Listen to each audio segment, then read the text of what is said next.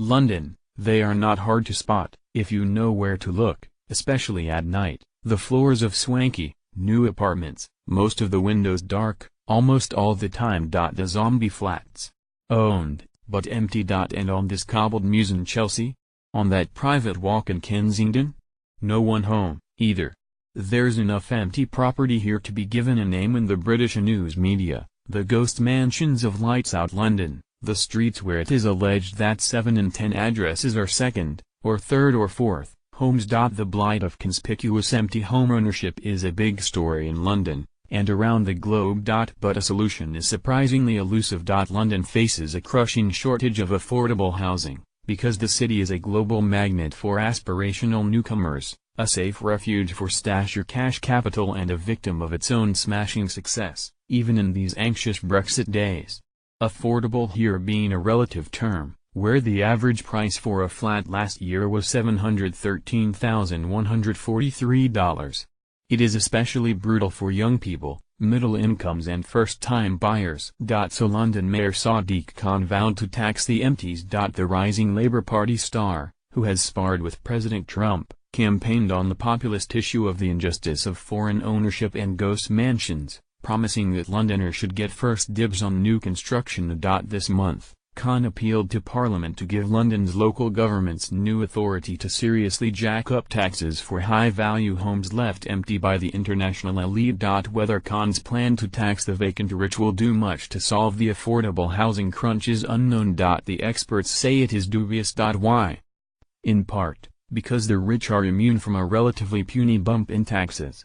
And it's not like they are going to move out of their rarely occupied townhouses and a dozen needy families will move in. The London mayor is not alone in casting about for ways to solve his city's housing shortage. The empty home phenomenon has gone viral in hot postal codes around the world, and it is especially visible in cities such as Miami, Hong Kong, Vancouver, BC, Dubai, Singapore, San Francisco, and Sydney, where foreign buyers and their shell companies gobble up units as investment properties and piggy banks. In Manhattan, The New Yorker had a look at Census Bureau numbers, which revealed that in Midtown, from 49th to 70th Streets, between 5th and Park Avenues, nearly 1 in 3 residences are unoccupied at least 10 months a year. Newsweek estimated in Paris 1 apartment in 4 sits empty most of the time.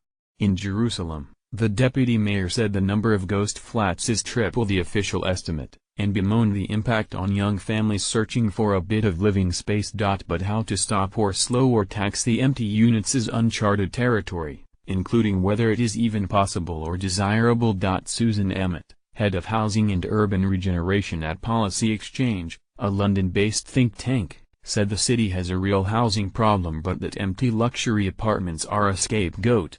What it does, she said, it gives us a focal point for a sense of injustice, and people can point to something that is big and shiny and say, look, I'm struggling to pay my rent for a rubbish flat and there's this enormous building and nobody is living there. You can understand that anger and it's pretty real, and I can understand Khan wants to do something about it. Yet it's not clear the mayor's proposals would make a dent. Labour leaders have proposed tripling taxes on the highest-end properties, from today's tops of about $2,500 to tomorrow's $7,500 a year. Most of London's 20,000 empty units aren't owned by the super-rich, but by the middle and lower rungs, and studies show most homes are empty because they are the subject of inheritance tussles or uninhabitable or in need of repairs. When faced with the reports, Khan retreated to say in London just 1 home left unoccupied is one too many, which is not much of a campaign slogan. Housing experts say Khan's tax plan could hurt the middle class and will not likely change the behavior of the most wealthy absentee owners. The global ultra-rich, they're a strange breed, so far at the end of the income distribution curve, that they're essentially immune from such pressure, said Kath Scanlon, a housing expert at the London School of Economics and Political Science. Scanlon, who wrote one of the reports for the mayor, said she imagined that tripling property taxes for the well-to-do with empty homes will do little. She called proposed bumps trivial for the mega-rich owners. It's pocket change for them, Scanlon said. Studies commissioned by the mayor revealed that the number of entirely empty homes in London overall is actually quite low, maybe 1%, And although 20,000 empty units in London sounds large, this is a city of almost 9 million residents. Still, a lot of the most visible high-end empty property is in